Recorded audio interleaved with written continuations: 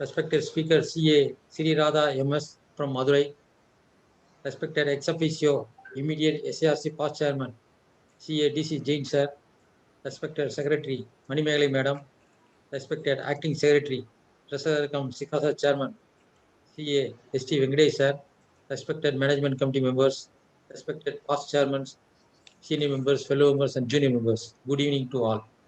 We welcome the speaker and all the participants to this meeting. We thank the respected speaker for immediately accepting our invitation to speak about in the AS 116 on lease.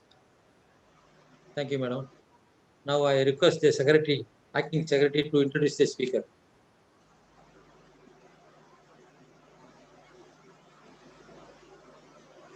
Happy evening to one and all. It's a great pleasure to me to introduce our today's speaker, who is going to handle the session on INDAS. CA Sri Radha is a qualified chartered accountant from ICA during 2017. She pursued articleship under CAS Ramamurthy Madurai. After qualifying as a CA, she joined as an executive in leading audit firm and was part of assurance services for about 2.5 years. Handled audits of listed companies and closely held companies during the connect with the firm. She started practicing as a chartered accountant in the year 2020 and joined as a partner in leading firm in Madurai. With these few words, I introduce CA Sri Radha before this virtual forum. Now the session is yours, madam. Thank you. Thank you, sir. Thank you, everyone, for the introduction. First of all, I would like to thank Madurai branch of SARC of ICA and especially Manimegali ma'am, Jain sir, for trusting me, motivating me, and giving me this opportunity. I really feel honored and privileged to present a topic before all my senior members here. This is going to be my first CP meeting, and I seek the blessings of all my senior members. And once again, thank you for the opportunity. Now, wish you all the best, Radha. Thank you so much, ma'am. Ma'am, my screen sharing is not enabled. Oh, one second, ma'am. No,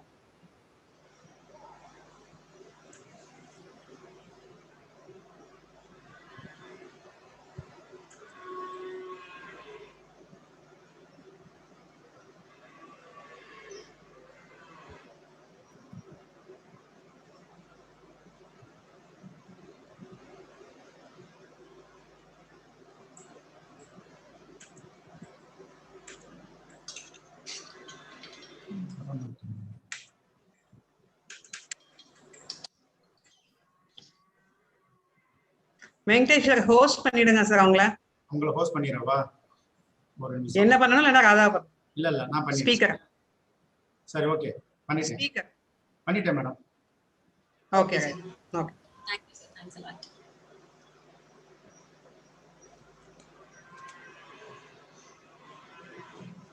Now with that said, let's get into the topic of the day, India's 116 on leases. Before starting with leases, I would like to give a small introduction to INDAS. As we all know, prior to introduction of INDAS, all the financial statements of Indian companies were prepared in accordance with the accounting standards. These accounting standards are not in line with the globally accepted accounting principles known as IFRS or International Financial Reporting Standards. So what happens? Due to this, investors were not able to assess and compare the financial statements of Indian companies with that of the world. So that is the reason why INDAS was introduced. INDAS aims at bringing consistency and uniformity in the accounting practices of companies in India and across the world. INDAS is nothing but a different form of IFRS. So what we have done to INDAS is that we have taken IFRS standards as such, made certain modifications to the IFRS standards, which are referred to as carve-ins and carve-outs, and thus INDAS was formed. So INDAS is nothing but a converged form of IFRS. Moving to the applicability of INDAS, INDAS is initially applicable from financial year 2015-16 to all the companies on a voluntary basis. So the mandatory phase begins from financial year 2016-17 onwards to all the companies having a net worth of rupees 500 crores or more, along with their group companies holding subsidiary, associates and joint ventures. The phase 2 of Ind AS application is applicable to listed companies, companies which are in the having a net worth of rupees 250 crores or more. So it is applicable to all the group companies of the said category of companies. Ind AS is also made applicable to the non-banking financial companies in 2 phases beginning from financial year 2018-19 in a similar manner. So now, Ind AS implementation is deferred for banks and insurance companies due to the practical difficulties. So there are totally 43 Indian accounting standards, and out of which 39 Indian accounting standards are notified by the Ministry of Corporate Affairs. As we all know, only when a standard is notified by MCA, it is applicable to the Indian company. So one of the most recent standard notified by MCA is this Ind AS on leases, Ind AS 116. So this standard is notified on March 30th, 2019, and it is applicable from financial year 2019-20 onwards. The standard basically sets out the principles for recognition, measurement, presentation, and disclosure of leases for both the lessor and the lessee. Under Ind AS 116, there is going to be a significant change in accounting from the perspective of a lessee. Under our accounting standards, we had a standard on leases, accounting standard 19. Even when Ind AS was introduced, there was a standard called as Ind AS 17. So what is the reason behind introduction of this new standard on leases, Ind AS 116? This means that there is some loophole in the existing Ind AS. So in order to overcome the existing loophole, this new standard was introduced to replace Ind AS 17. So let us understand the reason behind the introduction of Ind AS 116 with the help of an example. As you all know, many reporting entities require leasing, because leasing is one of the major way in which they can get access to a property. So there are major businesses which are rent intensive, which are having the rent intensive business models, like airlines. In airlines, most of their aircrafts are leased ones. In case of retail stores like Reliance Trends, Big Bazaars, Walmart, so in all these cases, most of their retail outlets in various parts of the countries are rental outlets. And even in case of cinema theaters, multiplexes like PVR cinemas, AGS cinemas, their cinema theaters are leased ones. So in all these business models, Ind AS 116 plays a very, very relevant role. So let us understand one example of a cinema theater. Assume there are 2 cinemas, X cinemas and Y cinemas. Since they are having the rent-intensive business models, they enter into long-term leases of cinema theaters, say for a period of 30 years. So the lease term is going to be for a period of 30 years. The economic life of the asset, which is the useful life of the asset, in case of X cinemas is estimated to be 40 years. And in case of Y cinemas, the useful life of the asset is estimated to be 60 years. This is just an estimation, so it can differ according to the companies. What we would have done under AS 19, the first step would be to classify the lease as a finance lease or an operating lease, right? So the definition of finance lease is that where the major risks and rewards relating to the asset are transferred to the lessee, it is going to be called as a finance lease. Otherwise, it will be called as an operating lease, right? So if you are doing the same classification here, in X cinemas, one of the criteria to determine the finance lease is that the lease term covers major part of the useful life of the asset. So here, the lease term is actually covering 30 out of 40 years, which is 75% of the useful life of the asset. Here, in case of Y cinemas, it covers only 50%. So X cinemas would classify the lease as a finance lease and Y cinemas would classify the lease as a operating lease. This was done in our earlier accounting standard 19. Even under Ind AS 17, this is being followed. So what happens when a user tries to compare the financial statements of X cinemas with that of Y cinemas? What is the accounting for finance lease?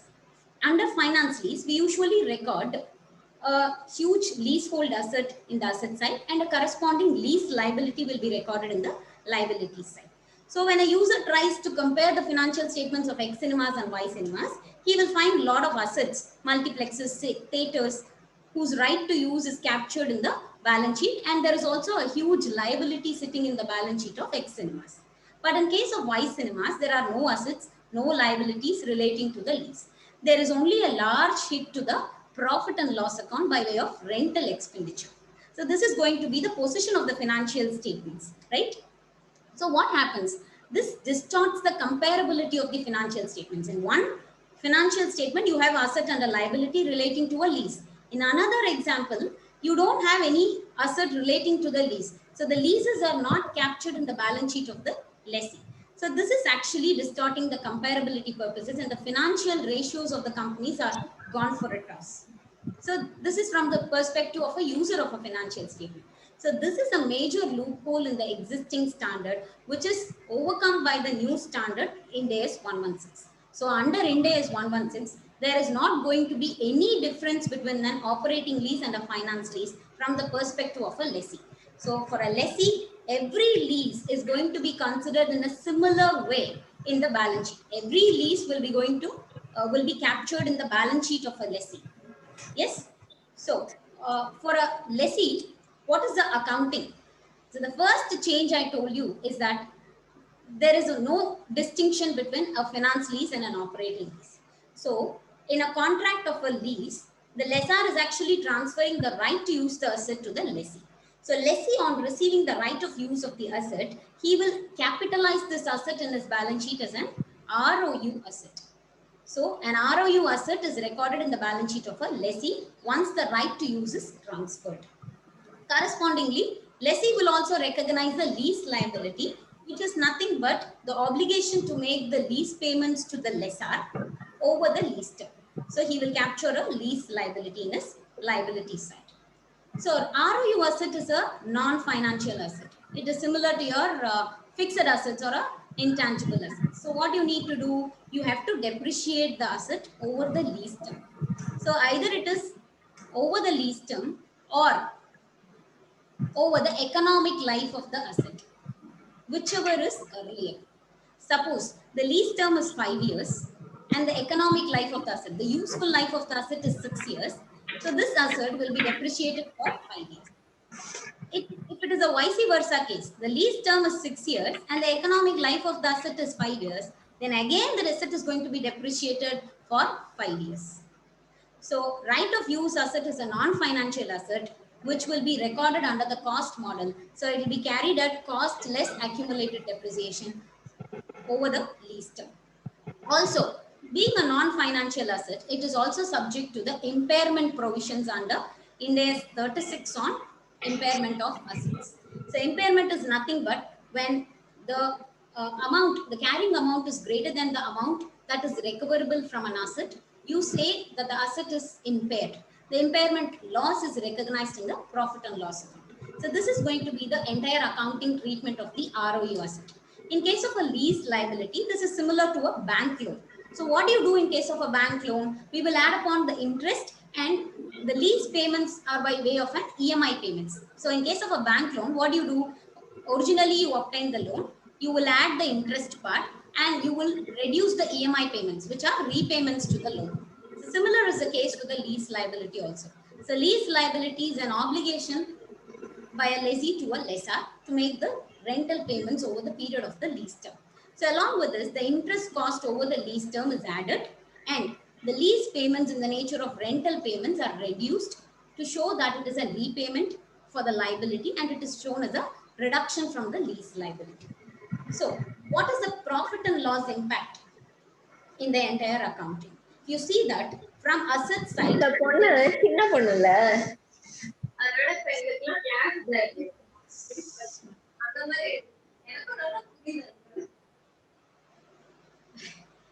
sorry for the interruption. So in the P&L account, from asset side, depreciation and impairment will be going to the profit and loss account. From the liability side, the interest cost will hit your profit and loss account. So this is the entire accounting for a lessee from under Ind AS 116. So the one major change which I told you is all the leases are going to be captured in the balance sheet of a lessee. Every lease is considered in a similar way under Ind AS 116. Also, you can notice one important change under Ind AS 116. In P&L, I do not have one major item.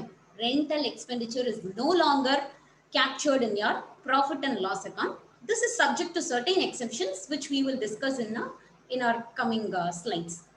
So in P&L, there is not going to be any rental expenditure because all the rental expenditures are lease payments which are captured as a reduction from the lease liability. So moving further, the agenda of today's discussion on Ind AS 116 will be first leg of Ind AS 116 is to identify if a contract or an arrangement contains a lease. So not all contracts or arrangements will contain a lease. So in our earlier standards, we were taking into account only the rental agreements, only the lease contracts, right? Under Ind AS on lease. But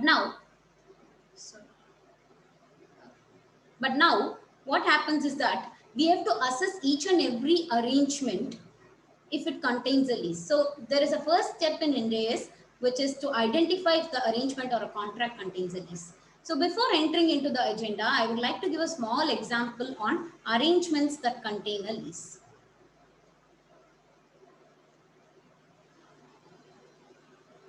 So assume there is a manufacturing company in India named X Limited. So this manufacturing company wants to set up a new factory in the eastern part of the country. Why? Because of availability of resources, cheap labor, etc. Due to so many reasons, they wanted to set up a new factory in a major city in the eastern part of the country. But there is one problem there. The power supply in the area where the new factory is going to be set up is not very proper. So there are certain issues with respect to the power supply. So as you all know, power is really very important for a manufacturing company. So to overcome this problem, the company is actually discussing various plans in other ways. And ultimately, they have decided that X Limited will set up a power plant and generate their own power. So this power can be used for the manufacturing process, right? So they have decided that they will set up an own power plant and that can be used for the manufacturing purposes. So they are actually looking for a land nearby the factory so that they can set up the power plant. And they also want a third party to whom this power generation activity can be shifted to. Fortunately, they got one person, Mr. Y. So Mr. Y has a land nearby the factory premises and he's agreeing to the third part, he's agreed to be the outsourcing agent for the power generation activity. So what happens? X Limited and Mr. Y, they are having a discussion. So there are two elements of this contract. One is that there is going to be a lease of land. So the land of Mr. Y is going to be used for the power generation process by X Limited. And there is a second thing, Mr. Y will oversee the activities of the power generation. So he has to be paid a consideration. So there are two elements to this contract. Now, X Limited and Mr. Y, they are entering into a power purchase agreement. They are entering into a power purchase agreement. So in this agreement, prior to their discussions, they have discussed that for lease of land, company will pay 1 lakh per month. And for power generating activity, the company will pay 1 lakh per month. So totally 2 lakhs will be paid every month. And the company also estimates the power required per month is 2000 megawatts, let's say. So 2 lakh is going to be paid for a 2000 megawatt of power, which is approximately 100 per megawatt of power. So the consideration entered in the power purchase agreement is 100 per megawatt. So what happens? Now, this is not a lease contract. This is not a rental agreement. So what we will do, we will generally ignore this from the purview of lease standard. That cannot be the case under Ind AS 116. So Ind AS is basically on the premise that substance over legal form should be considered. So in this case, there is a hidden element of lease. With the backdrop given, we understand that there is a lease of land, but without even understanding the terms of the contract, we cannot conclude if that contract contains a lease or not. So some agreement which are not in the name of lease contracts or rental agreements still comes under the purview of Ind AS 116. And one such example is this example where an arrangement contains a lease. So it is very essential and it is the first step in a lease standard to identify if an arrangement or a contract contains a lease. So how do you do that? At the minimum, two basic things are required to say that there is a lease which exists in a contract. So what are they? First is that there should be an identified asset. Second is that the lessee must have right to control the asset. So this right to control the asset by the lessee is established in two manners. One, he is having or he is receiving substantial economic benefits from the asset, and second is that he is having the right to direct the use of the asset. So for a lease contract to exist, there are two things which are required. One is that there should be an identified asset. Second is the lessee should have right to control the asset, which is established in two ways. We'll discuss each of them elaborately in our coming slides.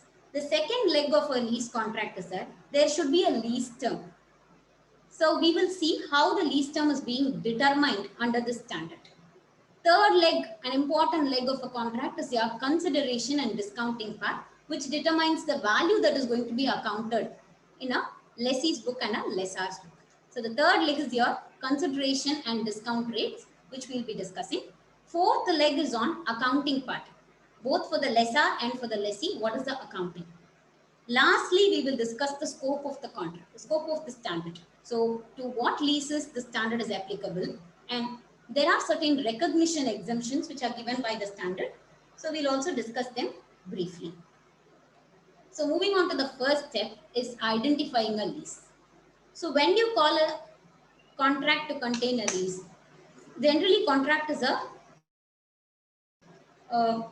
it's an agreement between two parties. One is a lessor, another is a lessee.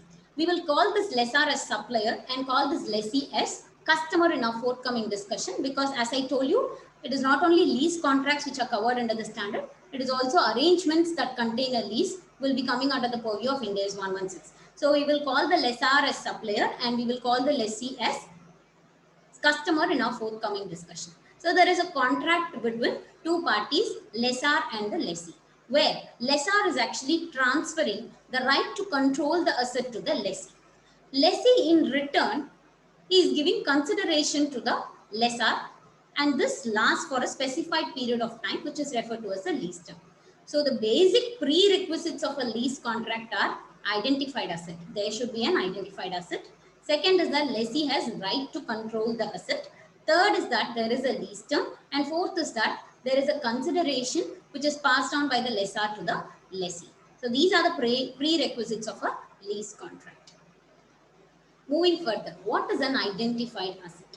An asset is said to be an identified asset when it is explicitly given in the contract, or is it implicitly identified in the contract. And one more important criteria is that there should be substantive substitution rights to the supplier.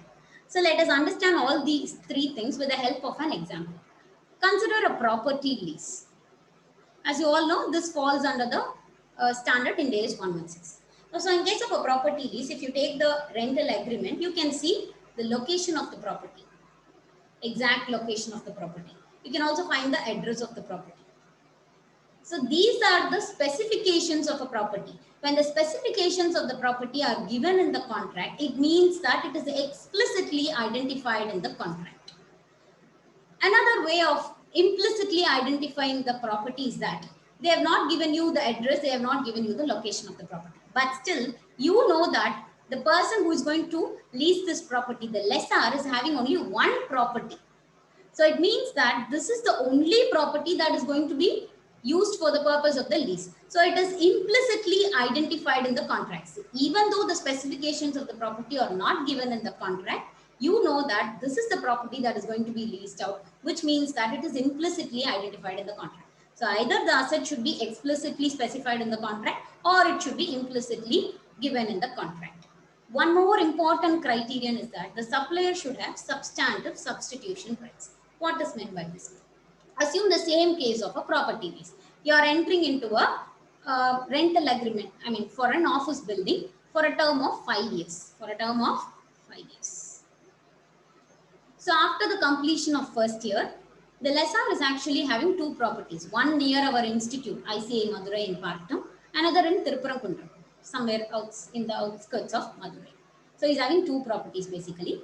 And now, for now, he has given you one property which is near the ICA Partam. So after first year completion, he's coming to you and saying that, sir, I need this property for some other purpose. can you shift to my Tiruppuram Kundram property and set your office building there? So as per our arrangement, I need to give you a property for a lease term for a period of 5 years. So I'm giving you that property. You can substitute that asset for this asset. You can set your office premises there.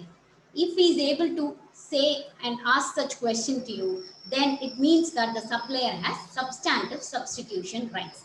He is having the practical ability to substitute alternate assets for his own economic benefits. If that is the case, which means that there is no identified asset at all. This is not an identified asset. If he is not able to question you such things, it means that the supplier does not have the substantive substitution rights, in which case identified asset exists. So I repeat, when a supplier has the practical ability to substitute alternate assets, and he's doing this because he's going to economically benefit from such substitution. In such a case, he is said to have substantive substitution rights. When there is a substantive substitution right, there is no identified asset. If there is no identified asset, the contract does not contain a lease. So I told you, substantive substitution rights exist when there is a practical ability to substitute the assets throughout the period of use. Throughout the lease term, the lessor is having the right to substitute alternate assets. And this is a combined condition, and the supplier is also economically going to benefit from such substitution. In which a case, you will say the supplier is having substantive substitution rights. So let us, so as of now, we have seen what is an identified asset. It is either explicitly given in the contract or it is implicitly specified at the time of the use, and it should not have substantive substitution rights from the supplier. So this is going to be an identified asset. Let us look at some examples for understanding identified asset and right to control the asset. Example number 1. A customer is actually entering into a 5-year lease contract of a car. The specifications of the car are given in the contract. So the engine number, chassis number, brand of the car, specifications of the car, color of the car, manufacturer details, etc. They are given in the contract itself. So will you call this as an identified asset? The answer is yes, assuming the supplier does not have the substantive substitution rights. This asset is explicitly identified in the contract by way of all the specifications of the asset.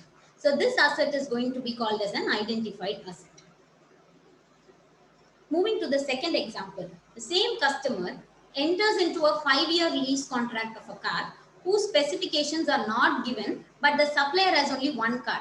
This is an additional information which is given in the given to us. So, will you call this as an identified asset? Yes, this still qualifies to be an identified asset. So, even though the specifications of the asset are not given in the contract, it is said that he has only one car. The lessor has only one car to lease out. So, it is implicitly given in the contract that that is the car that is going to be leased out. So, it is implicitly identified in the contract or implicitly specified in the contract, and hence it is an identified asset. Moving to the third example, a customer enters into a 5-year contract with the supplier for the lease of a car. The specifications of the car are given in the contract, brand, type, color, etc. But at the start of the contract, at the inception of the contract, the car is not yet ready. The car is not yet built. So he's actually entering into an agreement where the car itself is not ready, where the asset itself is not ready.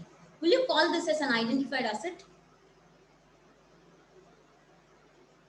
The answer is still yes, because even though the car is not ready at the time of entering into the contract, it is specified that this car is going to be available at the time of its use. So when the car is ready, it will be available for its use. So it is implicitly specified that the car is going to be available at the time of its use. So this still qualifies to be an identified asset, even though the asset is not ready.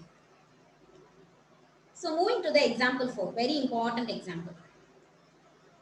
Customer is entering into a 5-year contract with the supplier for transportation of goods through a vehicle, say car. Since we have been discussing about a car contract, we will say this vehicle to be a car.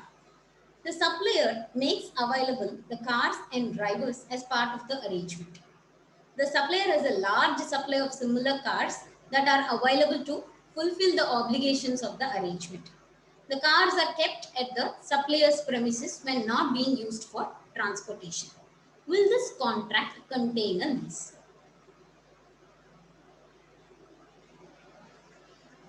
So when you have to assess if a contract contains a lease, it has to satisfy two conditions. One is that there should be an identified asset. Second is that consistent with the requirement of the identified asset, the lessee must have right to control the asset. Right to control, as I told you, is established by two manners. One, the lessee is receiving substantial economic benefits from the asset, and the lessee is able to direct how and for what purpose the asset can be used. So these two things should exist to establish the right to control of the asset. So in this case, if you read the example, this is similar to an example of a transporter arrangement. The supplier here is a transporter. The lessor here is a transporter. So you are entering into an arrangement with the transporter to transport goods from one location to another. So this transporter has many fleets, like 100 vehicles. He is having 100 vehicles. And he has agreed in the arrangement that he will give one vehicle at the time you require for transportation. So he will also give the driver as part of the contract. So the driver and the vehicle would come at the time of your requirement to transport things from one location to another. In this case, you can see that the transporter has 100 vehicles and they are in the supplier's premises. They are in the transporter's premises. So what happens? Supplier is actually having the substantial substitution rights.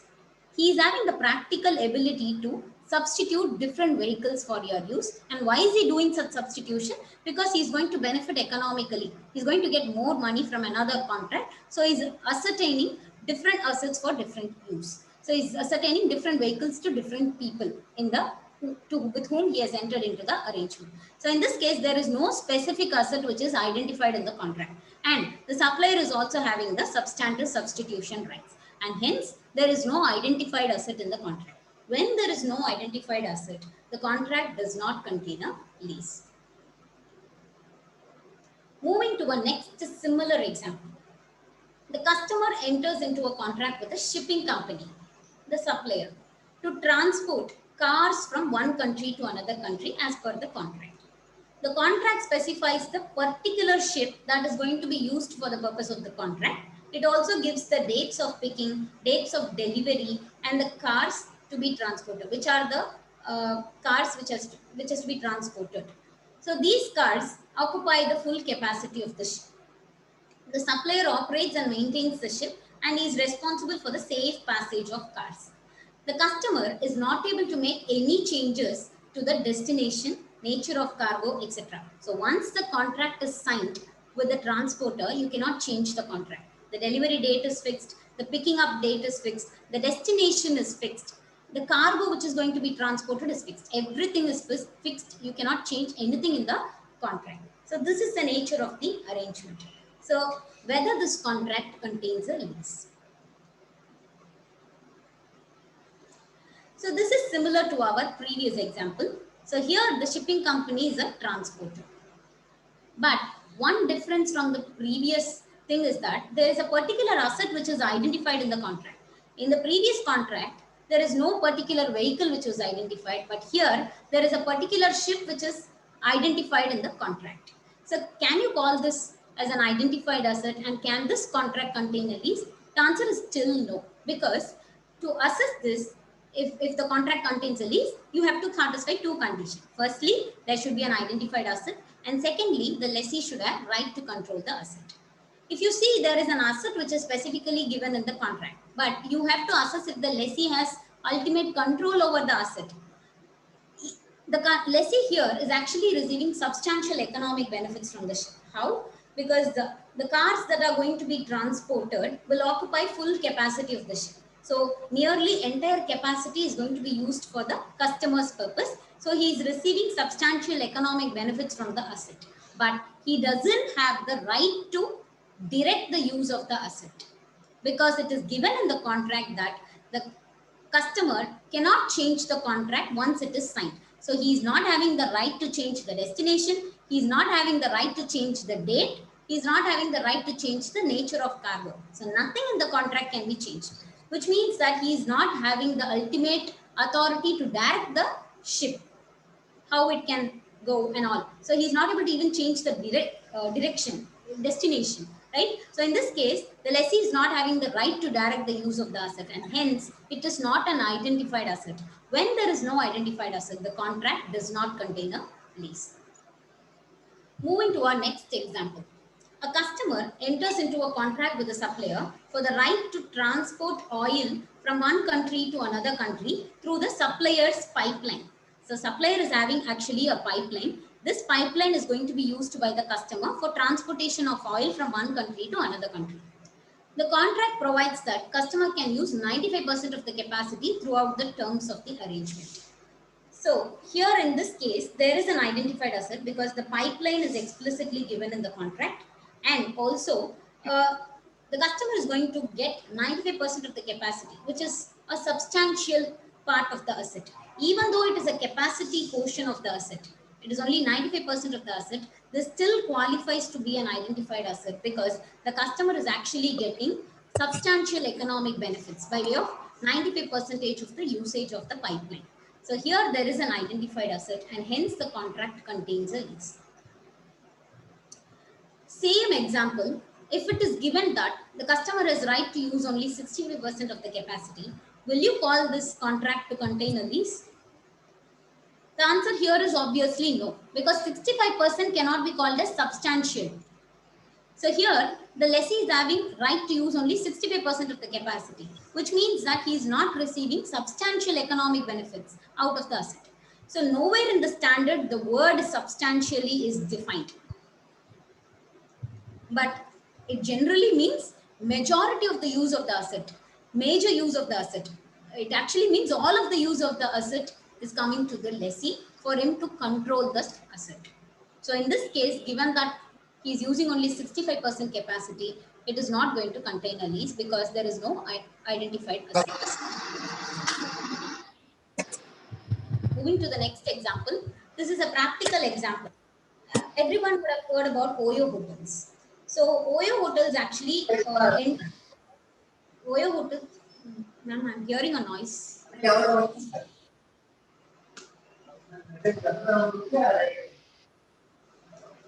Some disturbance. Okay, now it's not there. So in case of a Oyo Hotel is generally entering into an agreement between a hotel owner or a building owner. So in that hotel, there might be 100 rooms, and out of which they will actually reserve certain rooms for Oyo customers. Let's consider that a minimum of 10 rooms are required to be reserved for the Oyo customer. It can be any of the 10 rooms which can be reserved for the purpose of the Oyo customers. So in this case, there are no fixed rooms which are reserved for the Oyo customers. Suppose the building has 100 rooms named from 101 to let's say 1000. So let's say 200. So in this case, there are no fixed rooms which are going to be allocated to the Oyo customers. It can be any of the 10 rooms depending on the availability of customers to the hotel. The hotel can allocate the 10 rooms to the Oyo customers. So any of the 10 rooms can be given and can also be substituted by the hotel or the building owner. Will this contract contain a lease? The answer is still no, because here also there are no identified assets, because the supplier or the hotel owner or the building owner is having the practical ability to substitute different rooms for Oyo customers. So there is no fixed rooms which are given for the purpose of the Oyo customers. He can substitute alternate assets. And why is he doing it? Because he is going to benefit economically from such substitution, and hence there are no identified assets. And that is the reason why the contract does not contain a lease. Moving to the next leg of the contract is lease term. So before going to the lease term, we need to understand two relevant dates of this standard. One is your inception date and another is your commencement date.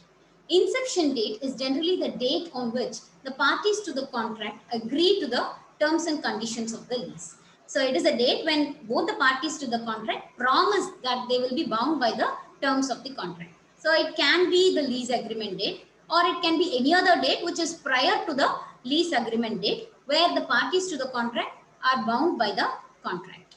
Another date is the commencement date. Commencement date is generally the date when the underlying asset is made available for use by a lessor to a lessee. So it is only the date from which the asset is going to be used by the lessor. It is available for use to the lessee. So where do we use these dates? Inception date is generally used for assessing if the contract contains a lease. So the step one, what we have seen is identifying a lease contract. So that step one is done on day 0.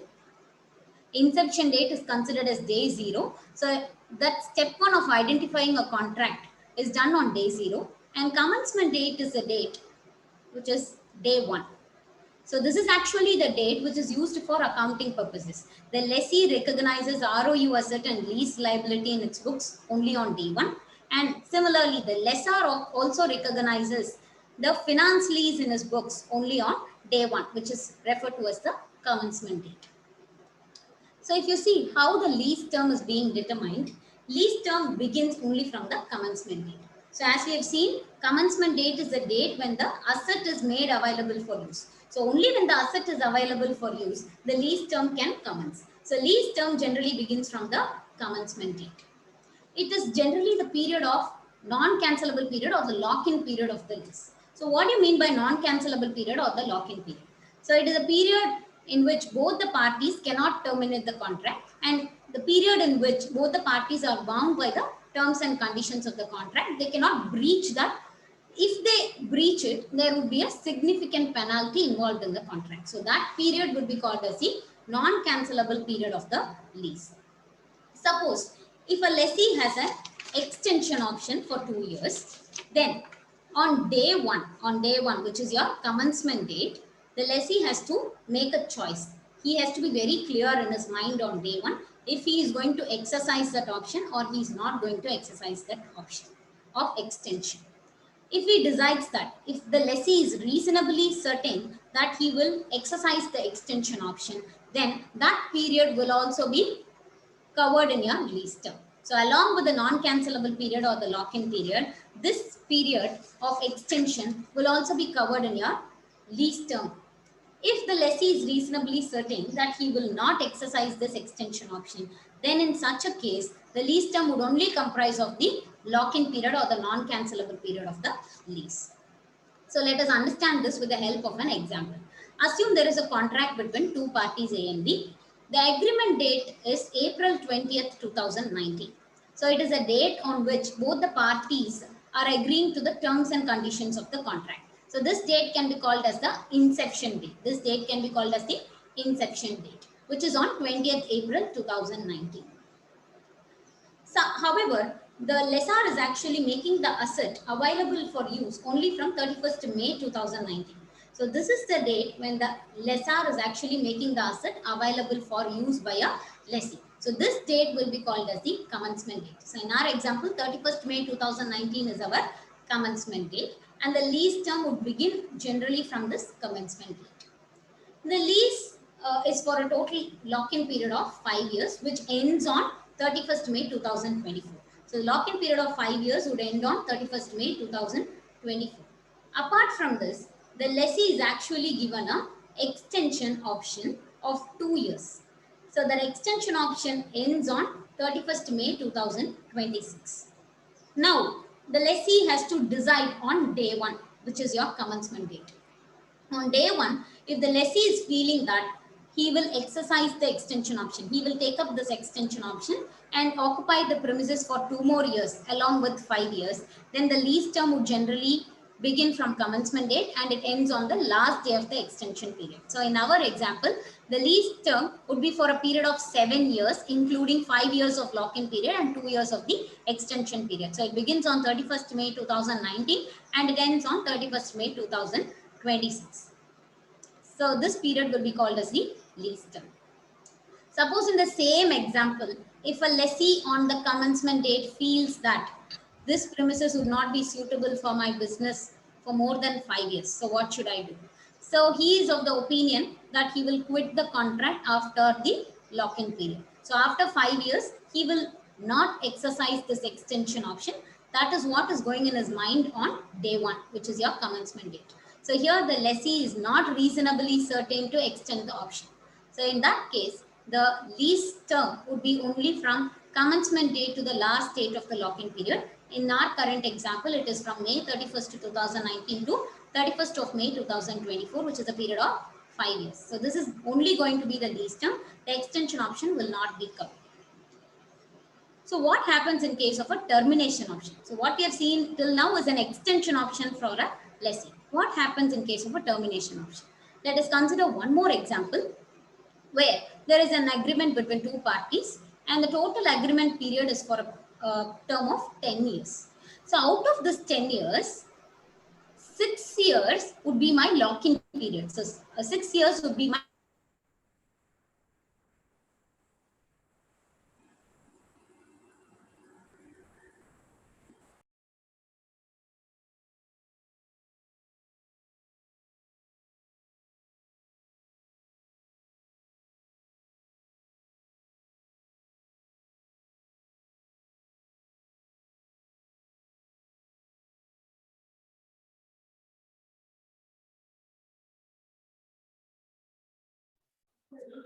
Hello.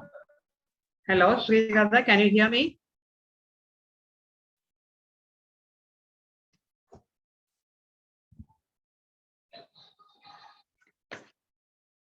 Hello.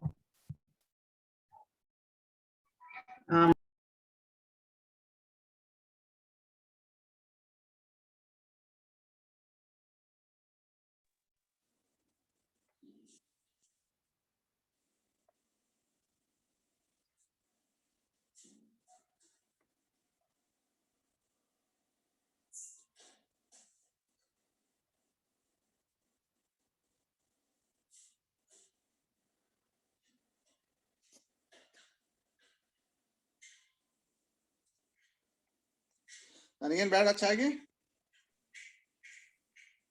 ಏನು sim ಇಟ್ಟಿಗೆ ಆಯ್ತು ಇಟ್ಟರೆ ಕುಡಿಯಲೇಬೇಕು. S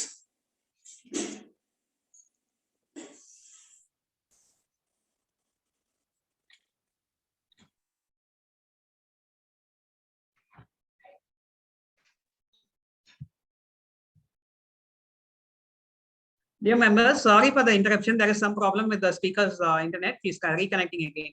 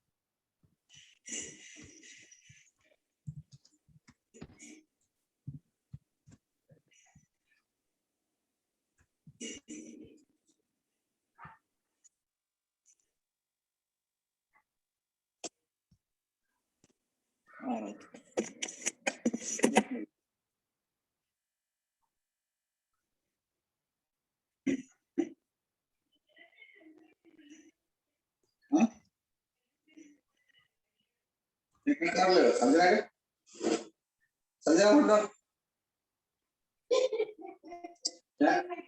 ಯಾಕೆ ತೊಂಬ ಹಾಕೊಂಡ್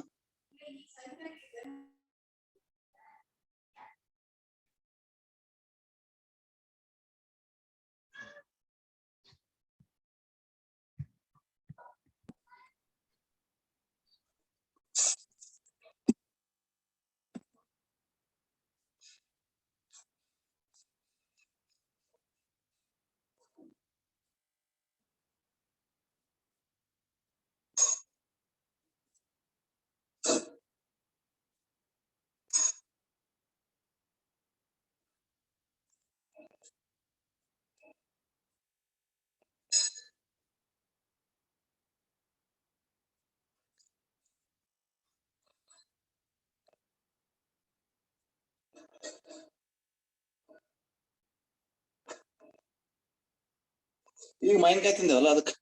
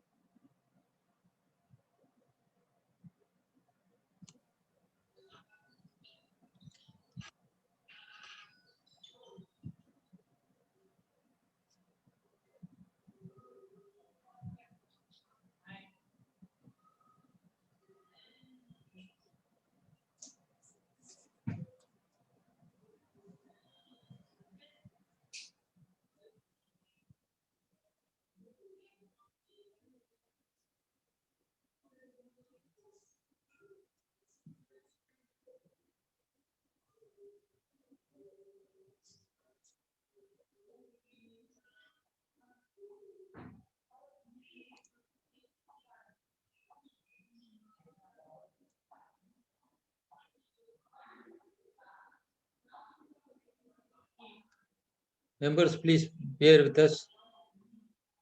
The speaker's internet connection is not viable. Kindly bear with us, please.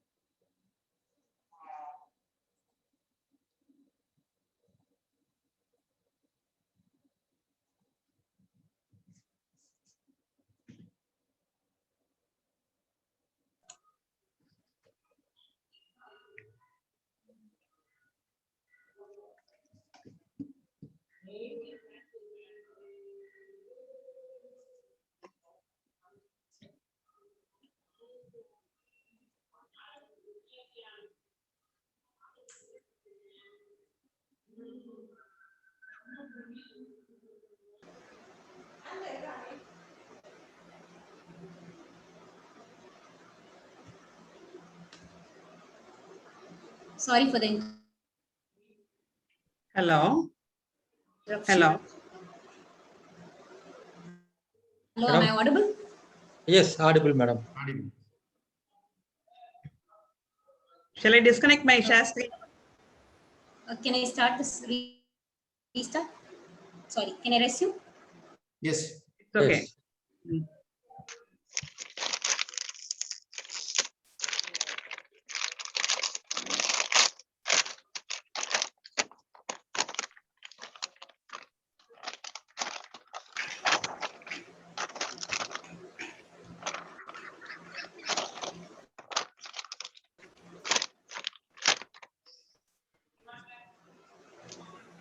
So sorry for the interruption once again. So we were discussing about the termination option. Am I audible, sir? Yes, yes, madam. Any issues with my... Okay, so can I continue? Yes, madam. Yes, go ahead. Go ahead. We were seeing an example for termination option. So there is an agreement between two parties and the period is 10 years. So out of which the lock-in period is 6 years and it is given in the contract. Contract can be terminated after 6th year. So what happens in case of the following three scenarios? So the first scenario is that the termination option is with the lessor. So after 6th year, the lessor is only having the right to terminate the contract. So what would be my lease term in such a case? So whenever we are determining the lease term, we have to determine it only from the perspective of a lessee. If you see in this case, after 6th year, the lessor is having the right to terminate the contract, but still the lessee is having the obligation to make the lease payments to the lessor until the lessor terminates the contract or until the period of 10 years, right? So lessee is actually having an obligation to make the lease payments and he is having the right to use the asset till the lessor terminates the contract. So the lease term would be 10 years in this case. So if there is any termination option with the lessor, it means that after 6th year, lessee is going to continue with the lease unless the lessor terminates it. So the lease term shall be assumed to be 10 years at the commencement date. So on day 1, the lease term is assumed to be 10 years if the termination option is with the lessor. In the second scenario, the termination option is with the lessee. So if the termination option is going to be with the lessee, there are two roads which a lessee can take. Lessee can either terminate the contract after the 6th year or he can continue with the contract after the 6th year. After 6th year. In that case, the lease term shall be 6 years. If he takes the next road that he will continue with the contract and he will not exercise the termination option, then the lease term shall be 10 years. So in our third scenario, what happens if both the parties to the contract are having the termination option? So the termination option is with both parties, which means that either of the party can terminate the contract at the end of 6th year. So in such a case, after 6th year, any party can terminate the contract. So the lease term would be only the non-cancelable period of the lock-in period, which will be 6 years. So a lease term can be given in the contract in many ways. So let us look at certain examples in which a lease term can be given in the contract. So the words can be like this. Firstly, it can say straight away the start date and end date of the contract. So the intermittent period will be called as the lease term. So firstly, a contract can give the start date of the contract and end date of the contract. So the intermittent period will be called as the lease term. Or it can give it as either of the parties can terminate the contract not before 5 years. Either of the parties cannot terminate the contract before 5 years. So in which case 5 years the parties to the contract are bound by the terms of the contract. So this 5 years would be considered as my lease term. Suppose if a contract says that either of the parties can terminate the contract by giving 2 months notice. So in this case, there are no specific term which is given in the contract, but it is only the 2 months which is considered as the non-cancelable period. So 2 months notice is compulsory for this contract. So during this 2 months, both the parties to the contract are bound by the terms and conditions. And hence only this 2 months will be considered as the lease term in the given case. Also, if a contract says that either of the party can terminate the contract anytime without any penalty, without involving any penalty, in such a case, it means that the contract itself is not enforceable. When there is no enforceable contract, it means that the contract does not contain a lease. So whenever an arrangement says that either of the party has a right to terminate the contract without the other person's approval, this means that the contract itself is not enforceable and hence there is no lease concept which will come here. So moving to the next leg of lease contract is consideration. So consideration will be only by way of lease payments. So lease payments are generally passed on from lessee to a lessor for the right of use asset which is given by the lessor to the lessee. So lease payments comprises of all these things. Firstly, it has a fixed lease payments less lease incentives. It can have variable lease payments based on an index or rate. Thirdly, it can have exercise price of the purchase option. And lastly, penalties for terminating the lease will also be part of the lease payments. Let us take an example of a property lease. So suppose if it is given in the rental agreement that a fixed rent of rupees 50,000 has to be paid every month to the lessor, this fixed amount would be my fixed lease payment. Also, if the contract says that the lease payment has to be made only if the asset is in an operating condition. So what the contract says, the lease payment has to be made to the lessor only if it is in an operating condition. Obviously, in this case, you cannot avoid the lease payments. So wherever you cannot avoid the lease payments, wherever in substance the lease payments cannot be avoided, they are also referred to as fixed lease payments. Unless and until the asset is not in an operating condition, you cannot avoid the lease payment. So these lease payments are also considered under your fixed lease payments. Coming to the lease incentives. Lease incentives are nothing but something which is transferred from the lessor to the lessee. Lease payments, I told you, is transferring a consideration from lessee to a lessor. But lease incentives, on the other hand, is a vice versa thing. It goes from the lessor to a lessee. In a contract, sometimes a lessee may assume certain costs of the contract. He will take up the construction costs. He will take up certain improvement costs. So all these costs are nothing but the lease incentives. So these have to be reduced from my fixed lease payments. Coming to the variable lease payments depending on an index or rate. In the same example of a property lease, if your rental payment is going to depend on a consumer price index or it is going to be based on your inflation rate. So all these are called as variable lease payments depending on an index or rate. Thirdly, if the contract is giving lessee an option to purchase the asset at the end of the lease term at a price. So that price which is given in the contract at which a lessee can purchase the asset will be your exercise price of the purchase option. This is also part of the lease payment. And lastly, all the penalties which are involved in terminating the lease will be considered under your lease payments. So one thing I have skipped here, that is nothing but what happens in case of variable lease payments which are not depending on index or rate.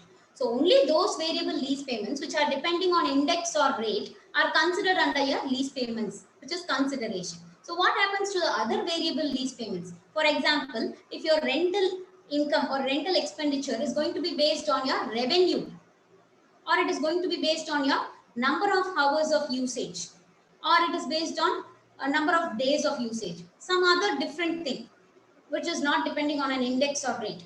So all these variable lease payments are going to be captured in your profit and loss account. They are not part of consideration. They are going to be straight away recognized as and when they are incurred in your P&L account.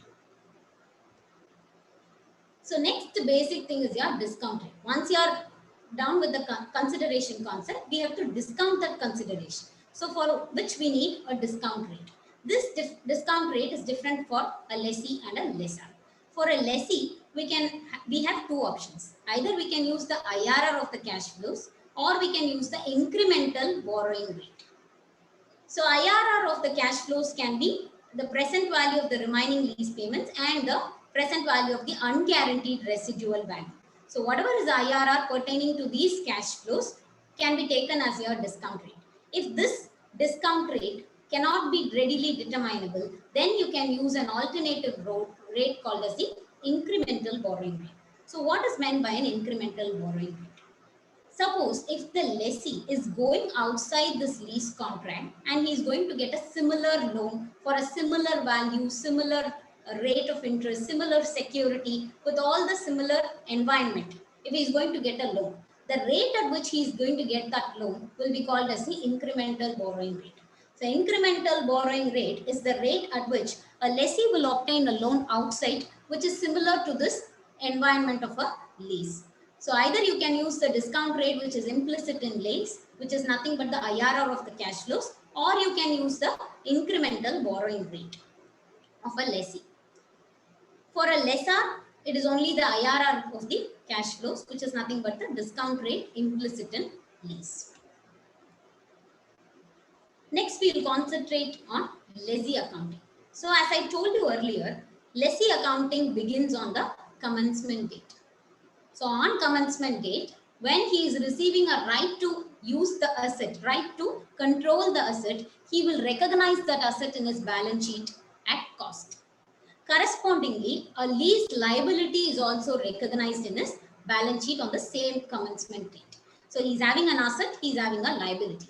What is the value of this asset and what is the value of this liability?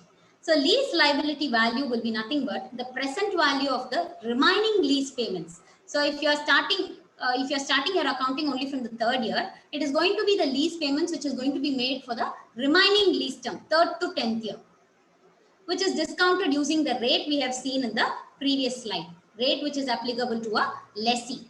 So lease liability value is nothing but the present value of the remaining lease payments discounted using the discount rate implicit in lease for a lessee.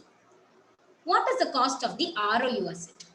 ROU asset value would be equal to my initial measurement of lease liability plus payments, if any, which is made to the lessor by a lessee, less any lease incentives which is received from the lessor prior to the commencement date. So before any commencement date, if I have given any payment to the lessor by way of rent, those amounts will be capitalized as my ROU asset. Along with that, I will also capitalize any initial direct cost which is incurred by a lessee. Also, you have to return the asset in the same condition to the lessor after the end of the lease. So all the costs which are required for restoration and dismantling of the asset, the present value of such costs will be added to my ROU asset, will be capitalized as my ROU asset. So these are the 4 components of my ROU asset. ROU asset is generally the value of your lease liability. Along with that, if you have made any additional payments to the lessor before the commencement date, that will also be capitalized with any cost incurred by the lessee and with the estimate of costs required for dismantling or restoration of the asset. So subsequently, as I told you, ROU asset is going to be measured at, cost model or revaluation model. So it has to be depreciated over the lease term or over the useful life of the asset, whichever is earlier. So ROU asset is going to be carried at cost less accumulated depreciation. Since it is a non-financial asset, it is also subject to impairment provisions under Ind AS 36 impairment on assets. So ROU asset will be carried at cost, less accumulated depreciation, less accumulated impairment losses. So this is going to be the subsequent measurement of the ROU asset. In case of a lease liability, this is similar to your bank loan. So interest cost will be added to this liability, and repayments by way of lease payments, rental payments will be shown as a reduction from this lease liability. This is going to be my subsequent measurement of the lease liability. So as I told you, P&L, from the P&L perspective, depreciation is going to come every year to my profit and loss account, along with the interest expense from the lease liability, with also with the impairment on ROU asset, if any. So we have discussed something about variable lease payments that are not included in the lease liability. So wherever the variable lease payments are not depending on an index or rate, these lease payments are to be captured in your profit and loss account as and when they are incurred. So they are going to be captured in your profit and loss account. So this is the entire accounting for a lessee. Coming to the lessor accounting. Lessor accounting has not undergone a significant change under Ind AS 116. So it remains the same from your accounting standard 19.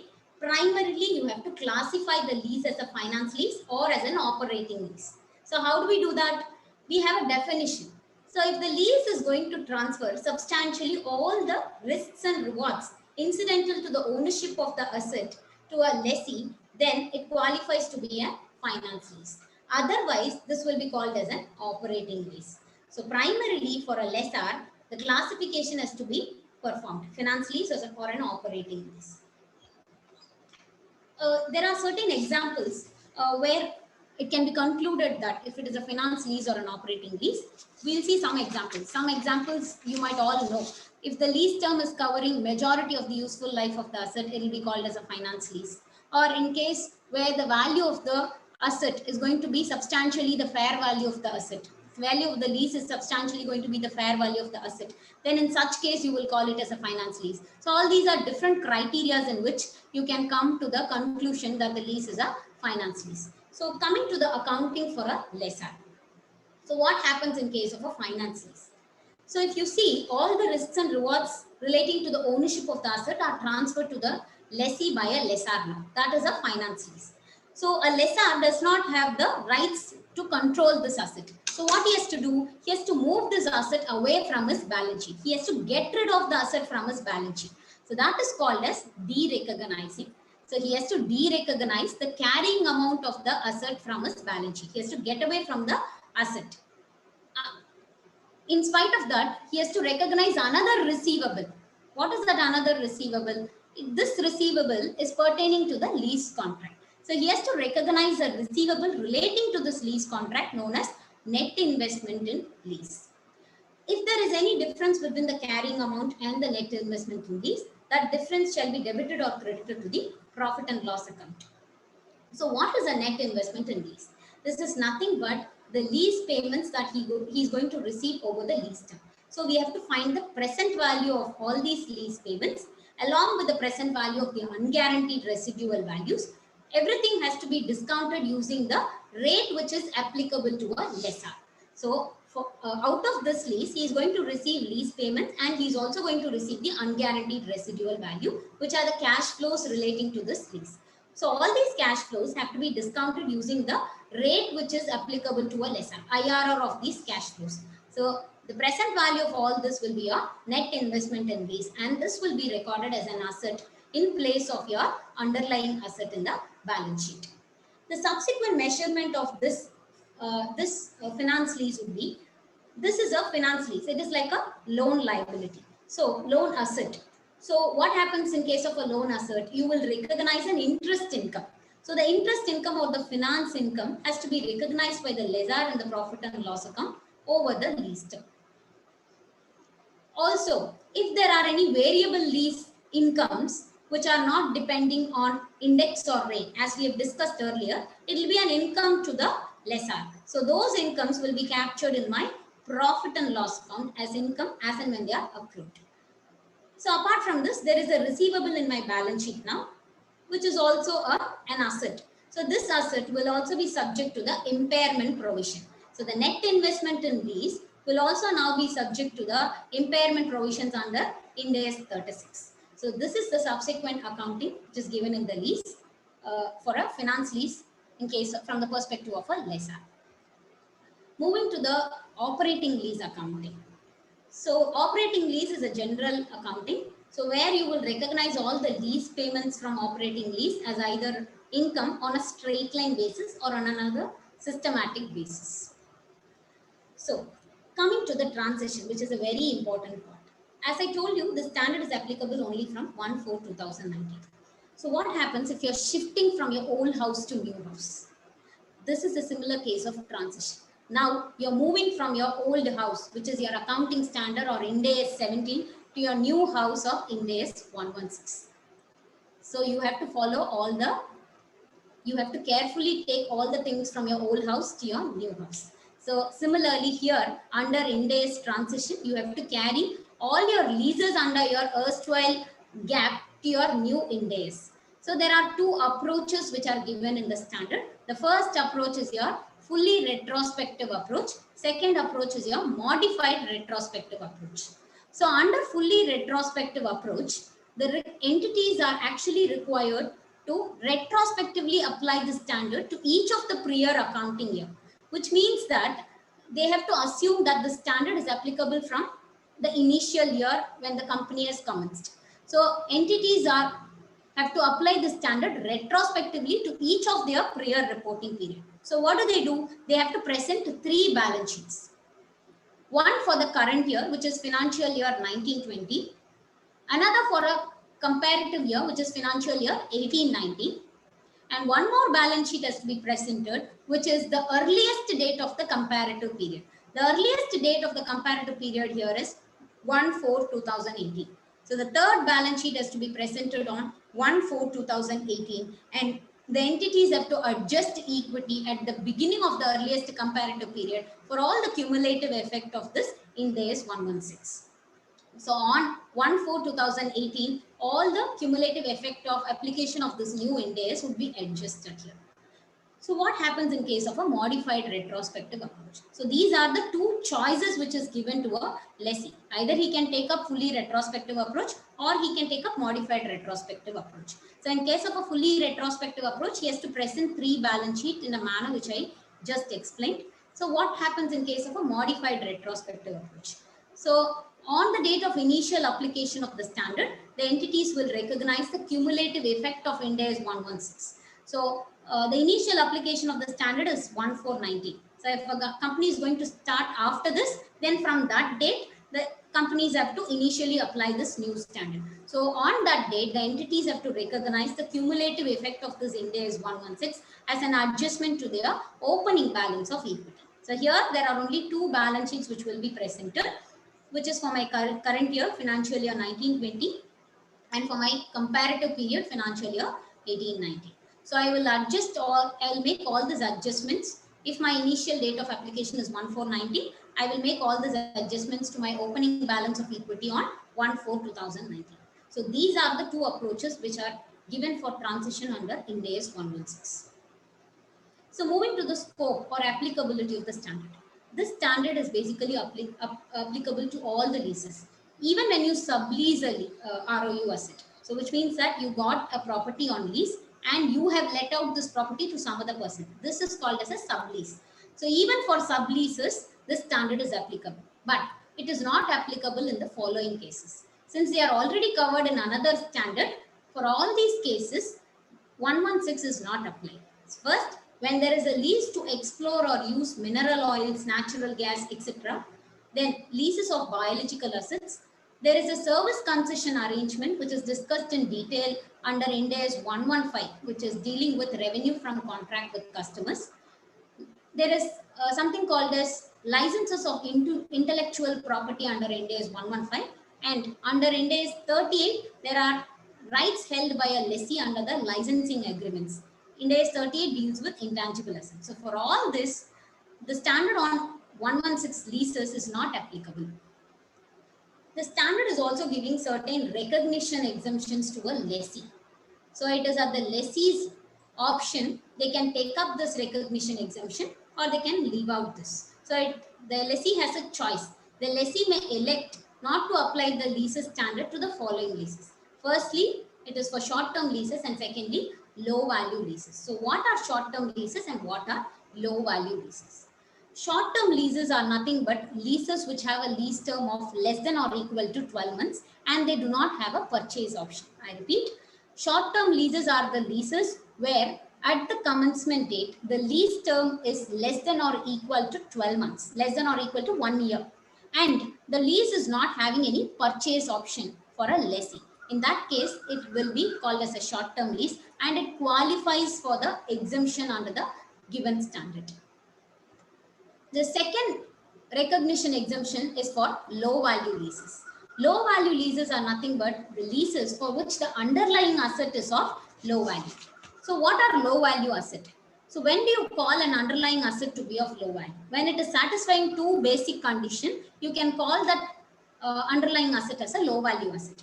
So when you're going to individually benefit from that asset, with on its own, either on its own or together with any other readily available resources, then it will be called as a low value lease if it satisfies the second condition also. The underlying asset is not highly dependent or not highly related with any other assets. So let us take an example of an aircraft lease. So as you all might know, in an aircraft, there are large number of small components. When you are going to lease all these small components separately, what happens? They will be of a low value asset. Can this lease be called as a low value lease and it is eligible, and is it eligible for low value exemption? The answer is no, because in this case, all these low value components are highly interrelated and interdependent. They are going to be formed as a single operating asset, which is your aircraft. So they are not individually used on its own, or they are not individually used on its own, and they are not highly interrelated with, other components. So in this case, in the small components lease of of an aircraft lease is not eligible for the low value leases exemption. So certain examples of low value underlying asset which is given in the standard is, examples of low value assets are tablets, personal computers, office furnitures, etc. So these are the examples which are given in the standard. So now you can say that the low value leases exemption is actually aimed at all the lessees. So all the lessees, when they are applying this low value exemption, they will arrive at the same conclusion, irrespective of their nature, size, and circumstances. Every lessee will ultimately reach the same conclusion when they are doing this analysis of low value leases. So let us consider certain examples for low value leases. Firstly, example number 1. There is an entity A, which is a large multinational technology company, which is having approximately a budget of 10 billion in its annual operating budget. It enters into a contract to lease one floor of an office building in a major city in India for a total lease cost of 50,000 per annum for 5 years. The operations of the facility and the lease cost are immaterial to entity A. Whether this lease qualifies for the low value leases exemption. So if you see in this case, entity A is a very, very large entity. And the lease cost is going to be really a meager percentage for entity A. It is going to consist of comprise of a small value in its operating budget. So will this qualify as an operating lease? Low value lease exemption. So you cannot decide based on the value of the lease contract. It should be decided based on the underlying asset of the contract. Here the underlying asset is one floor of an office building.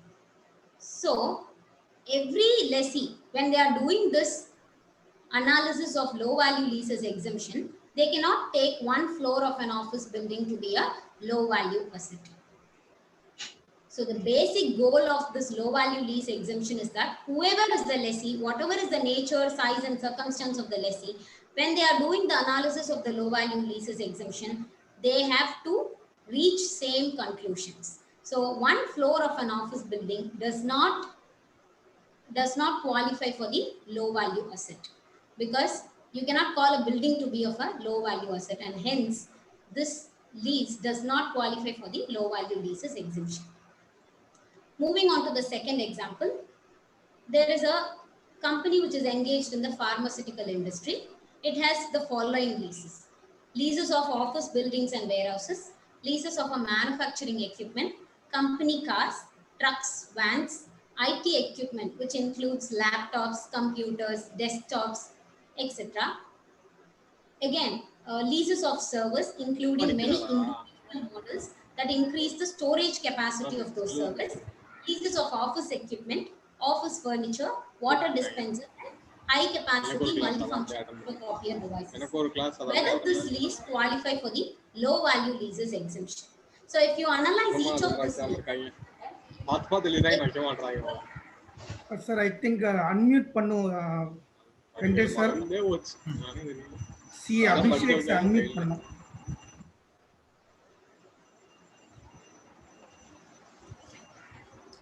so here if you see, there are only 2 points which will qualify for the low value leases exemption. Other assets cannot be called as a low value underlying asset. So IT equipments like laptops, computers, this is a specific example which is given under the standard. So all these will qualify for your low value underlying asset, and hence this qualifies for the exemption. Also, in case of leases of office equipment, office furniture and water dispensers will be of low value, and hence this two alone will qualify for the low value leases exemption. If you consider the point on servers, many of the individual modules are separately leased out. These individual modules will be of low value. Can you call this as a low value lease? The answer is no, because as we have already seen, an underlying asset cannot be called as a low value asset if they are highly interrelated or interdependent with each other. So all these individual modules are put together to form the servers. So they are highly interdependent with each other, in which case it cannot be an underlying asset of low value, and hence this point will not qualify for the low value leases exemption. So we enter into the last part of the discussion today. What are the key takeaways from the session? So firstly, we have seen why Ind AS and the applicability of Ind AS, roadmap to implementation of Ind AS. Next, we have discussed about the background behind the introduction of the new standard on leases and arrangements that contain a lease. Nextly, we concentrated on the first step of a lease contract, the basic prerequisites of a lease contract, and there are various other legs to a lease contract like lease term, consideration, and discount rates. Lastly, we have concentrated on the accounting part, transition approaches, and the recognition exemptions which are given in the standard. So I hope you get something out of the session, and thank you all for your patient listening. This is a wonderful opportunity given by the Madurai branch to me. So that's it. Thank you for the opportunity. Thank you, madam. Thank you for your valuable inputs to us with a lucid explanation. We appreciate your first presentation and hard work on preparation of PPT. Very excellent, madam. Thank you. And it is very useful to our members. Now the floor is open for discussion. Members may raise your questions by unmuting yourself. Yes, Ramamurthy sir. sir, you can go ahead, sir. Hello. We can hear you, sir. I am Ramamurthy. I am very happy to inform you that Radha was my article clerk. ரொம்ப biodata ரொம்ப அடக்கி வாசிட்டாங்க நினைக்கிறேன். உண்மைகளை ரொம்ப edit பண்ணிட்டாங்க நினைக்கிறேன். Very first attempt, both. பயோடேட்டால கொடுத்த first பாயிண்டே ராமமூர்த்தியோட article clerk அப்படின்றது தான் என்னோட ஃபர்ஸ்ட் பாயிண்டே. நீ ஃபர்ஸ்ட் அட்டெம்ப்ட்ல பாஸ் பண்ண சொல்லணும் இல்லையா எல்லா பத்தியும். She was a very one of the intelligent article clerk in our office. ரொம்ப academically பாத்தீங்கன்னா very outstanding.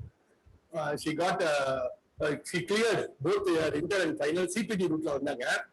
இது பண்ணாங்க. இந்த டாபிக்கை பொறுத்தளவுக்கு ரொம்ப ட்ரை டாபிக், இந்தியஸ் 116 அப்படிங்கிறது. அது வந்து வச்சு சொல்ல முடியுங்கிறத நான் இப்பதான் பார்த்தேன். ஏன் கேட்டா நான் வந்து அந்த MCA இருந்து உள்ள ஒரு கைடன்ஸ் நோட் இருக்கும், ஒரு 57 பக்கம் இருக்கும். அது ஒரு 10-12 படிச்சிருப்பேன். இன்னும் எனக்கு அது புரியாத நிறைய இருக்கு. இப்ப நான் இந்த போரத்துல அதெல்லாம் கேட்க போகுது ராதாட்ட. பட் வந்து அதை வந்து நல்ல லைவ்லியா நிறைய எக்ஸாம்பிள் எல்லாம் சொல்லி சொன்னாங்க. இந்த டாபிக் வந்து நேச்சர் ஆஃப் த டாபிக் வந்து ரொம்ப ட்ரை, இந்தியஸ் 116ங்கிறது. ஸோ அதை வந்து ஏன் கேட்டா இது வந்து ப்ராக்டிக்கலா ஒர்க் பண்றப்ப எங்களுக்கு நிறைய ப்ராக்டிக்கல் இஷ்யூஸ் தான் இருக்கும். எப்படி ரெகக்னைஸ் பண்ண, எஸ்பெஷலி அவங்க வந்து இது சொன்னாங்க, ஃபுல் ரெட்ராஸ்பெக்டிவ், மாடிஃபைட் ரெட்ராஸ்பெக்டிவ் அப்படின்னு சொன்னாங்க. அதெல்லாம் வந்து டிட்டர்மைன் பண்றது, முதல்ல வந்து எவ்வளவு காம்பனன்ட்ஸ் இருக்கு கான்ட்ராக்ட்ல அப்படிங்கறத வந்து ஐடென்டிஃபை பண்றது வந்து ஆரம்பிச்சு பிரசன்டேஷன் வரைக்கும் அதுல ப்ராப்ளம்ஸ் இருக்கு. அதாவது டிஸ்க்ளோஷர் வந்து பேலன்ஸ் ஷீட்ல காமிக்கணுமா, அந்த நோட்ஸ் ஆன் அக்கௌண்ட்ஸ்ல மட்டும் சத்தம்லாம் சொல்லிட்டு விட்டுலாமா அப்படிங்கிறதுக்குள்ள உள்ள வேண்டிய நிறைய இருக்கு. இன்ஃபேக்ட் வந்து பிக் ஃபோர் பீப்புள்லாம் இந்த இந்தியஸ் 116க்கே தனியா ஒப்பீனியன் கொடுக்குறவங்க எல்லாம் இருக்காங்க. somebody will be doing statutory audit and இந்தியஸ் 116க்கு மட்டும் நாங்க பண்ணது கரெக்டா, இப்படி பண்ணலாமா, என்ன பண்ணலாம். As you know, practically when the companies are closing their accounts, they will see from all their perspective. அதுல வந்து ஷேர் பிரைஸ்ல இருந்து, மார்க்கெட் ஷேர் பிரைஸ்ல இருந்து எல்லாருக்கும் இதுக்கு இம்பாக்ட் இருக்கு பெரிய பெரிய கம்பெனிஸ்க்கு எடுத்து பாத்தீங்கன்னா. அண்ட் மோரோவர் இந்த COVID-19 ரெண்ட் கன்செஷன் வேற இப்ப நிறைய வந்திருக்கு. நிறைய லீஸ் ஃபுல்லா மாடிஃபை பண்ணிருக்காங்க.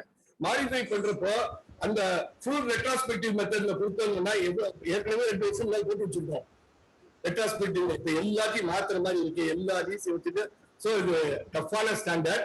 இது வந்து ரொம்ப நல்லா பண்ணாங்க ராதா, நிறைய எக்ஸாம்பிள்லாம் வச்சு ரொம்ப லைவ்லியா பண்ணாங்க. நல்லா பண்ணமா இன்னைக்கு பாக்குறதுக்கும் டீச்சர் மாதிரி இருக்குமா. ஓகே, சோ my ஆசீர்வாதம் to you. Thank you chairman for giving the opportunity. Thank you sir. Really we appreciate your efforts. Thank you. Thank you, sir. Rather, it was really a good session. Okay, Ramamurthy எப்படி எடுப்பார செஷனோ அதோட நீ ரொம்ப நல்லா பண்ணிட்டமா. Okay, hats off to you. Guru Vijay Sishay. Fine. Then one small clarification, rather, like in the book, 116 leases இருக்கு பாத்தியா, அதுல வந்து from the leasing part of நம்ம operating lease, financial lease பாக்குறது இல்ல. But from the lessor side, we still differentiate. Why so? Yes. Why so? That is also not comparable. No? When the balance sheets of the companies are being compared, even then the differences continued. So in case of a lessor, actually the right to use that asset is actually transferred. When there is no control to the asset, you can no longer recognize the asset in your books. So that is the concept of a finance lease. But operating lease la vandu control is still with you. So adanala I'm still having the asset in my books. But in case of a finance lease, I lost my control to the asset. So I'm removing that asset, and in place of that asset, I'm recognizing another asset. So it is still comparable, sir. So in case of a finance lease balance sheet, I will have net investment in lease. But in case of an operating lease balance sheet, I'll have that carrying amount of the asset. So it is still comparable, and it says that it gives additional information to the user that there is one lease where that asset, the control relating to the asset is transferred to another person. I think this is the reason. I'm not very sure. Okay, fine, right. But still the difference is there. Okay, from one part of angle, they say it is not required. And from the other side of it, they say still we need to continue that differentiation, operating and financial. IFRS, so we can't question it. We'll have to go by that. Okay, good, nice. Okay, your median session was wonderful. Okay, do well. Wish you all the best. Thank you very much, sir. Thanks a lot, sir.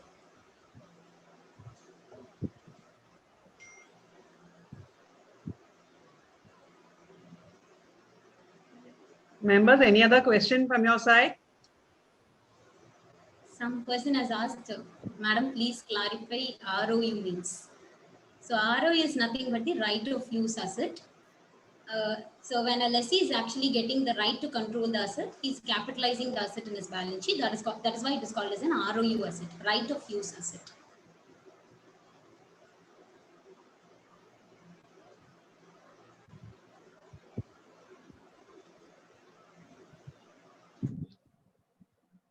Please explain about short-term leases. So there is a recognition exemption which is given in the standard, sir. There are 2 recognition exemptions, which is a choice given to the lessees. So this actually reduces the application of the standard to both these kind of leases. One is a short-term lease, another is a low-value lease. So short-term leases have to be analyzed based on the lease term. So at the commencement date, if the lease term is going to be less than or equal to 1 year and it does not have a purchase option, then it qualifies about short-term leases. So lessee may choose that he will not apply the standard on Ind AS 116 to short-term leases because it is a waste of time. The lease is actually for a period of 1 year or less than 1 year. So why do we spend so much energy on putting all these efforts relating to the computation of ROU asset, lease liability and all? So that is why the standard has given certain recognition exemptions. So one such recognition exemption is the short-term leases.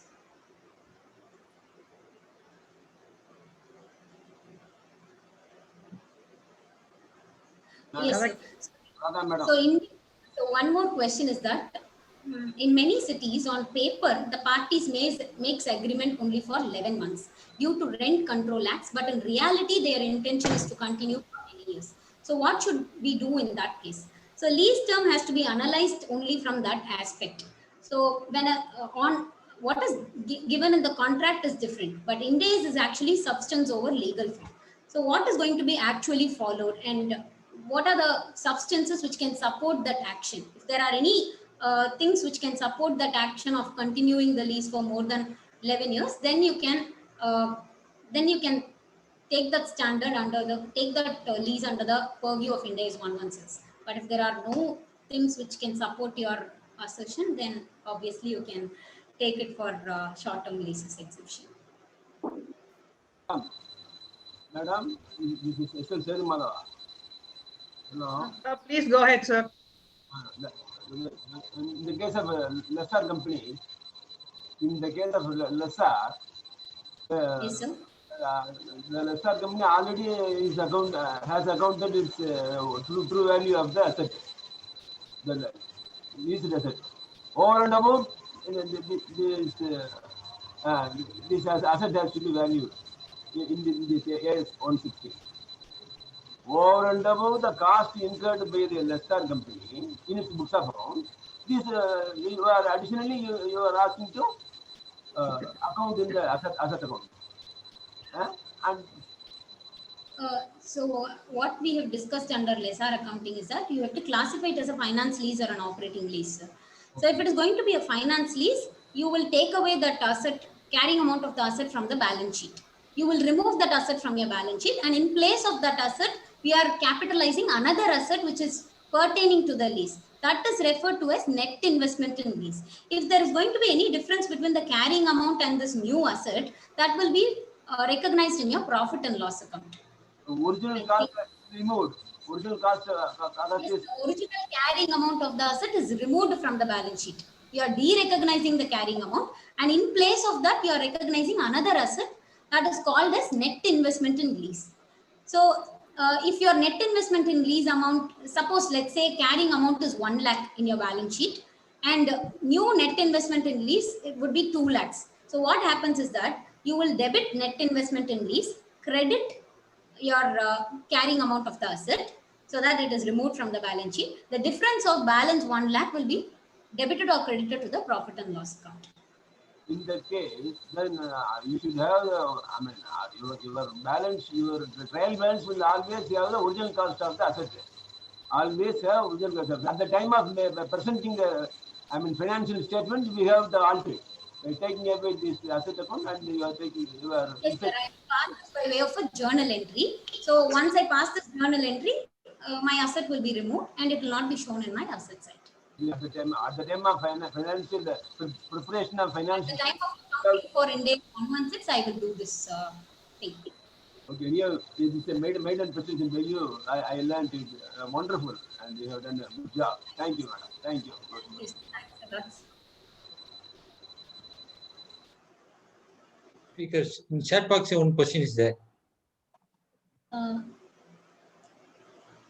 Whether lease is hereditary. Whether the lease is hereditary, if any of the party expires, what is the legality? I'm really not very sure about it. I will refer and get back, sir. I'm really not very sure about it. I have not seen any such case. I'll just refer this and I'll get back to this question.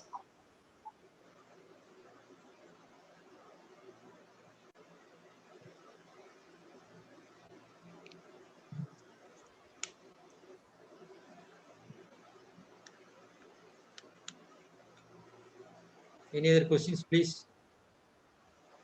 Madam, I need a clarification about the depreciation point of view. How as Ind AS 116 as per Company Act, how it will be claimed by the lessor or lessee at the period of depreciation, how to claim?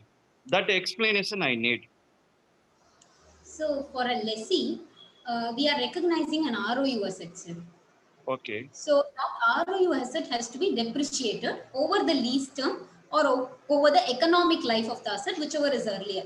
Suppose if the lease term is 5 years and useful life of the asset, remaining useful life of the asset is 3 years, you will depreciate the asset for 3 years. You will depreciate that ROU asset for 3 years. It is similar to your limited to ROC only. Huh? Yes, limited to the period only. Okay, Yes, rest of the period is claimed by the lessor. Lessor he actually de-recognized that asset in his books, sir. So in case of a finance lessor, in lessor's books there will be no asset.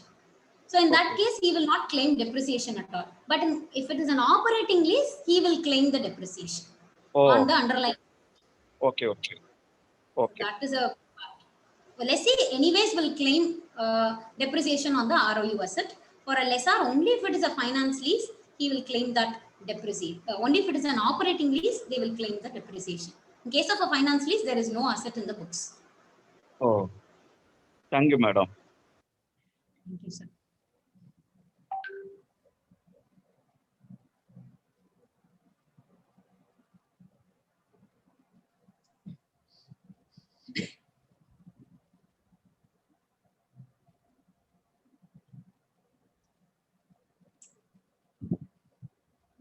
Thank you, Speaker, for your patiently reply. I request the ex officio member, immediate past chairman, SRC chairman, TC Jain sir, to speak special address. Apologies, there was another meeting, so I joined little late, but a very, very enriching and enlightening session, let me tell you, for the part what I attended. In fact, Sri Radha today made us all look like students with a very tough teacher, not with her looks alone, but because of that markings which she was doing, which it is quite some time we have seen in the blackboards during our school days or college days it was happening. So that was excellent, where you could kind of add clarity to what you wanted to do that. So more than a session, more than a lecture, it was lessons actually. So it's time now you start writing some books on accounting standards, if not on the full, at least on one by one going forward. That is how we want to see. And let me congratulate Madurai branch yet again for choosing the right topics and the right speakers for these sessions. And very importantly, seeing that there are at least few speakers who make the debut on it. And I'm very sure Mona Sundaram sir will add 2 or 3 more debut speakers in his term. So kindly see that new speakers are identified and being taken care also. It was a great session. All the very best, Sri Radha. Thank you very much. Thanks a lot, sir. Sir, we management committee members all selecting first Sri Radha, sir. First new speaker. Every month we have to select a new speaker in Madurai, sir. We have an idea. Thank you for your kind cooperation, sir. So we request people who have not made any presentation to themselves come forward and inform the chairman, so that it becomes easier for us also to get going. Yes, sir. DC Jain, Haris will be presented in next session if chairman is allowed. Okay. Definitely, sir. Sure, allowed, sir. We would like last year he did the first speech. Now he is also ready to another topics are special in the stock market topics. He is ready to present. Sure, sir. We'll arrange some investor awareness program linked to okay, that. Sir. Okay, sir. Thank you. We will contact you, sir, in due course. Okay. Thank you, Chairman, sir. Thank you, sir. Thank you. Now I request the Secretary, Manimali Madam, to give vote of thanks. Good evening, members. First of all, I should thank the committee members for allowing me to, first name I thought was Sri Radha. I wanted to have new members into the, like we should give opportunity to our own Madurai new members to come in the forum and all. So when I suggested and members also accepted, and as Sir said, we have decided to have at least one presentation, one debut presentation by a new member every month. So we request all the members to kindly introduce any of your articles or whoever is willing to do or who has got the talent. So we would happily have the new members, sir. So thank you, Radha. It's my pleasure to have introduced you to the forum, and you deserve it. And you have answered all the queries by such a senior members. Wish you all the success in your life.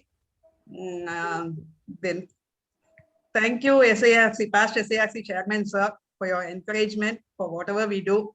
And let me thank all the participants on behalf of Madurai branch to having been participating in all our virtual meetings and raising questions and making the session, all the sessions very interactive.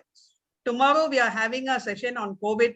Members having any doubt on the related to health issues and all can have, and it has been presented by our Dr. Bhuvaneshwari Madam, sister of P.V. Rajarajeshwaran sir.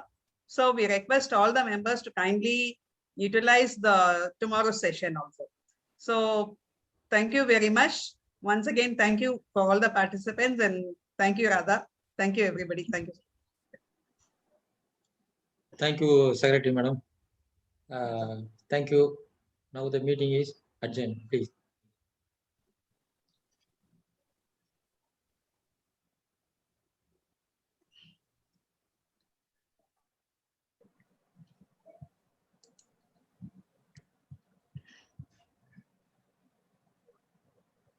Sorry, end for all கொடுத்துடலாம்.